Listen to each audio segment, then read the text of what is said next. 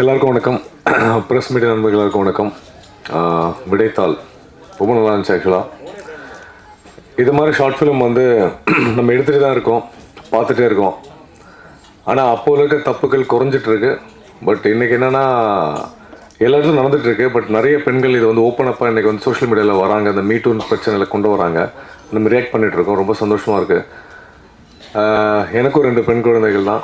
But எல்லாருக்குமே அந்த பெண் குழந்தைகள் இருந்தாலும் இந்த வேலை எல்லா டிபார்ட்மெண்ட்டும் இந்த தவறுகள் நடந்துகிட்ருக்கு. பஸ்ஸாக இருந்தாலும் சரி, ஆஃபீஸாக இருந்தாலும் சரி, எங்கேயும் இந்த பிரச்சனை வந்துகிட்டே தான் இருக்குது. அது தவிர்க்க முடியுமான்னு தெரில. ஓப்பன் அப்பாக நம்ம தைரியமாக பேசுகிறோம். இன்றைக்கி பெண்களுக்கு ரொம்ப தைரியம் ஜாஸ்தியாகிடுச்சு. அவங்க ஓப்பன் அப்பாக கொண்டு வரணும். குற்றங்களை வந்து தவிர்க்க முடியாது, குறைக்கப்படலாம். அப்படி தான் ஒரு படம் வந்துச்சு. ஆக்சுவலாக டெல்லியிலலாம் இந்த மாதிரி ரெட் லைட் ஏரியா வந்துட்டுருச்சு. அப்போ குறைகள், கல்கட்டாலெல்லாம் குறைகள் வந்து தவறுகள் குறைக்கப்படும். ஸோ அது மாதிரி விஷயங்கள் வரும்போது இந்த மாதிரி பிரச்சனைகள் கண்டிப்பாக நடக்காது. கண்டிப்பாக நம்ம கல்ச்சர் வந்து அதை அந்த விஷயத்தை வந்து ஏற்றுக்காது, கொண்டு வர முடியாது.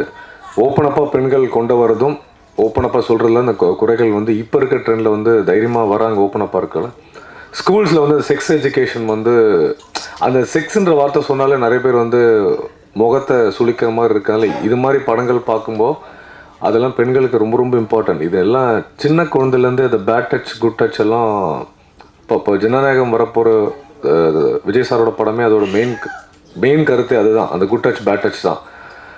அந்த தெலுங்கு படம் பாலையா சார் பண்ணதில் அது ஸ்கூல்ஸில் எவ்வளோ ஸ்கூல்ஸ் அந்த எஜுகேஷன்ஸ் வந்து கொண்டு போய் பெனிட்ரேட் பண்ணுறாங்களோ அதில் தவறுகள் வந்து குறைக்கப்படும்.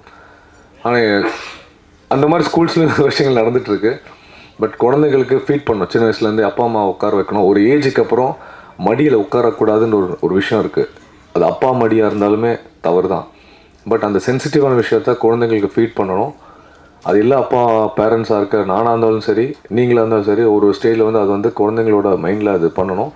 குழந்தைங்களுக்கு குட் டச் பேட் டச் எதுன்றது சொல்லிக் கொடுக்கணும். இன்றைக்கு காலகட்டத்தில் ரொம்ப அவசியம். இண்டிவிஜுவலாக ஒரு 6 வயசு குழந்தை இல்லை, 5 வயசு குழந்தைலேருந்து அதை நீங்கள் ஃபீட் பண்ணணும். அது தவறான விஷயமே கிடையாது. ஒவ்வொரு பேரண்ட்ஸும் கற்றுக்கணும். அப்போ தான் அந்த பேரண்ட்ஸாக இருக்கும்போது குழந்தைங்க தனியாக இண்டிவிஜுவலாக சில விஷயங்களை ஃபேஸ் பண்ணி வந்து ஓப்பன் அப் அவங்ககிட்ட சொல்லுவாங்க. அது நிறைய பேர் பண்ணுறாங்க ஸ்கூல்ஸ்லையும். கார்த்திக் பற்றி சொல்லணும்னா, சமீபத்தில் நான் மீட் பண்ணேன் கார்த்திகை. மீட் பண்ணி சரி ஷார்ட் ஃபிலிம் ஒன்று விடைத்தாள் இன்விடேஷன் நல்லா இருந்துச்சு சொன்னார். பட் என்ன அவர் புதுசாக, ஆனால் அந்த ஒரு காலகட்டம் குறைஞ்சிச்சு ஷார்ட் ஃபிலிம்து. கார்த்திக் சுப்ராஜ் சார்லாம் பண்ணும்போது இருந்துச்சு. அது இப்போ கொஞ்சம் டவுன் ஆகிடுச்சு. நல்ல கண்டென்ட் எடுத்திருக்காங்க. நடித்த தீபாக்கும் சரி, நேத்ரன் தீபா அவங்களும், அப்புறம் அந்த மெயின் கேரக்டர்ஸ் பண்ண அவங்க பேர் எனக்கு சரியாக தெரியல, சிந்துஜா, ஜீவிதா, இன்னொரு குட்டி பாப்பா. ஓகே, 3 பேருமே 3 கேரக்டரும் ரொம்ப நல்லா பர்ஃபார்ம் பண்ணாங்க. ஃபீமேல் சென்ட்ரிக்காக இருந்ததில் ரொம்ப சந்தோஷமாக இருந்துச்சு. அந்த ஆஃபீஸில் ப்ளே பண்ண அவங்களும் சரி, ஸ்கூல்ஸில் ப்ளே பண்ண அந்த கேரக்டர் ப்ளே பண்ண ஹீரோயின் ரொம்ப நல்லா பண்ணாங்க. என்னென்னா ஏதாவது ஒரு ஷார்ட் ஃபிலிம் இருக்கும், ஒரு குறைகள் இருக்கும். கேமரா, மியூசிக், நடித்தவங்க யாராவது இருக்கும்.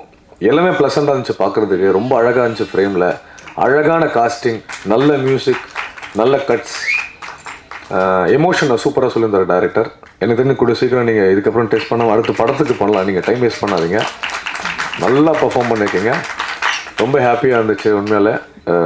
இது ஷார்ட் ஃபிலிம் கணக்கில் எனக்கு தெரியல. ஆக்சுவலாக டக்குன்னு ஆரம்பிச்சு டக்குன்னு முடிஞ்சிச்சு. ரொம்ப இன்டென்சிவான ஒரு விஷயத்த சொல்லியிருக்கேன் கார்த்திக். ரொம்ப நீங்கள் எனக்கு தெரிஞ்சு ஒரு பெரிய ஹீரோனோட டேட்டா வாங்கிட்டு அடுத்த ஃபீமேல் சென்ட்ரிக்காக சரியான கதையை பிடிங்க.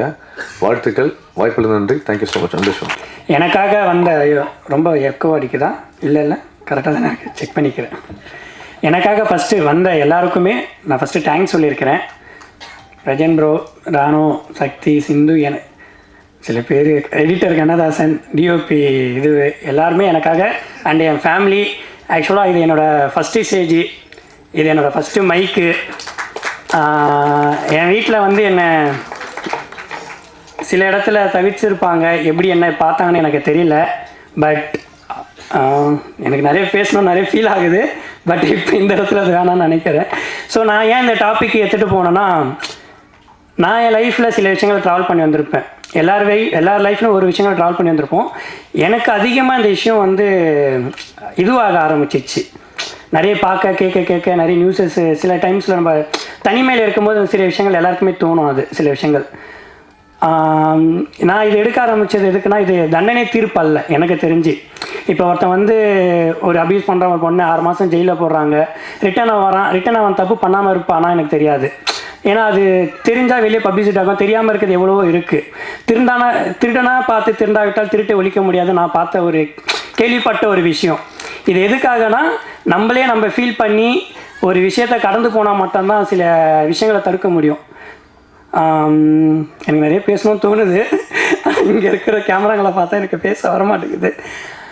கண்டிப்பாக எனக்கு பிரஜன் ப்ரோ நீங்கள் உங்கள் எல்லா சப்போர்ட்டும் இருக்க வரைக்கும் கண்டிப்பாக நான் நெக்ஸ்ட் இயரில் ஒரு நல்ல ஸ்டோரி எடுத்து ஒரு படம் டைரக்ஷன் பண்ண எனக்கு ஆசை இருக்குது. கண்டிப்பாக நான் பண்ணுவேன்ட்டு இந்த இடத்துல நான் ஒரு வாக்குமொழி கொடுக்குறேன்.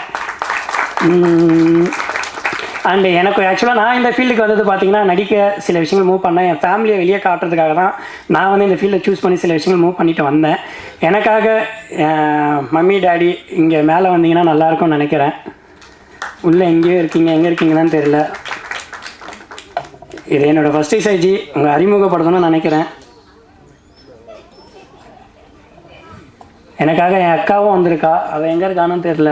லைட்டு கூசுது. எங்க சர்மி எங்கே இருக்க? வா வா, தெரியாம கூட வந்துட்டேன். ப்ளீஸ் நீங்கள் கை தட்டினா தான் எங்கள் அம்மா வருவாங்களாம்.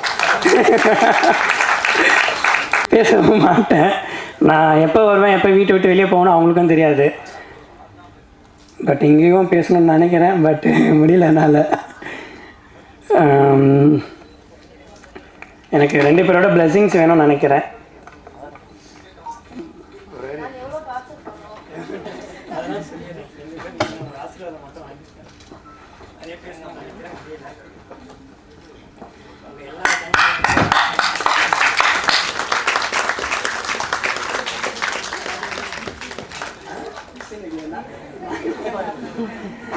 ஸோ எனக்கு நிறைய பேசணும்னு நினைக்கிறேன், பட் சீரியஸ்லி எனக்கு இப்போ பேசினா நிறைய விஷயங்கள் அழுத ஆரம்பிச்சிடும்.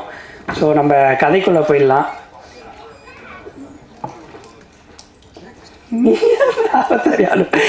நான் அழுவக்கூடாதுன்னு நினைக்கிறேன், நீங்கள் அழுதுட்டு இருக்கீங்க.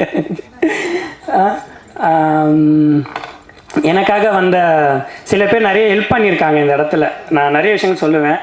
ஸ்ரீ அண்ணா, முத்து அண்ணா, அண்டு எனக்காக எடிட் பண்ண எடிட்டரு, சீரியஸ்லி அதனால் நான் நிறைய டார்ச்சர் பண்ணியிருக்கேன் இந்த இதில். அண்டு டிஓபி தீபன்லாம் சொல்லவே வேணாம், எனக்காக இந்த ப்ராஜெக்ட் பண்ணுறதுக்கு முன்னாடியே நிறைய சப்போர்ட் பண்ணி என் லைஃப்பில் ட்ராவல் பண்ணியிருக்கா. அண்டு நிவாஸ் எனக்காக போஸ்டர் சப்போர்ட் பண்ணி எடிட் பண்ண நிவாஸ், அவனுக்கும் எனக்காக கைத்தட்டுங்க. அண்டு என் பேர் வந்து கார்த்திக் தான்.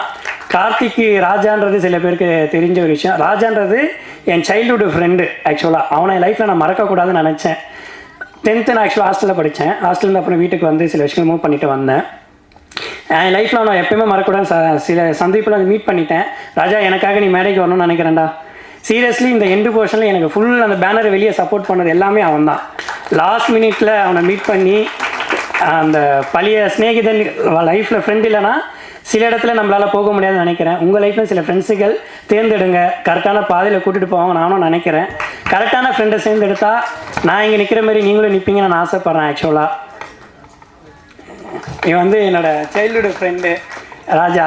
ஆக்சுவலாக இவனும் மீடியாவில் எடிட்டர் சம்ஸ் இதெல்லாம் பண்ணிகிட்டு இருக்கான். அறிமுகப்படுத்திட்டேன். ஸோ இவனோட ஒர்க் நல்லா இருந்தால் கண்டிப்பாக எல்லோரும் என்ன பண்ணுவாங்க. எனக்காக 2 செகண்ட் உட்காரு. சந்துரு எனக்காக வந்து இதை பற்றி 2 வாசம் பேசணும்னு ஆசைப்பட்றேன். எனக்கு நிறைய பேசணும்னு தோணுது, பட்டு நான் மைக்க போட்டேன்னா யாரும் பேச மாட்டேங்க. வா, இல்லை பரவாயில்ல, வா வா. சரி, எனக்கு எங்கள் அண்ணன் இன்னொரு அண்ணன் வந்திருக்கான். அவனை நான் வந்து பார்க்கணும், என்னோடய ஃபஸ்ட்டு படம்டா டைரக்ஷனு, வந்து பாருடா அப்படின்னு சொல்லி நான் கூப்பிட்டேன். உதய் எங்கே இருந்தாலும் மேடைக்கு வரணும்னு நான் ஆசைப்பட்றேன். நான் மறந்துட்டேன் ஆக்சுவலாக. இன்றைக்கி காலையில் கூப்பிட்டேன், எனக்காக எங்கே வேலையை விட்டு ஓடி வந்தானா ஃப்ரீயாக இருந்து வந்தானா எனக்கு தெரியல. ஆனால் நான் கூப்பிட்டு ஒரு வார்த்தைக்கு தம்பிக்காக வந்திருக்கான்.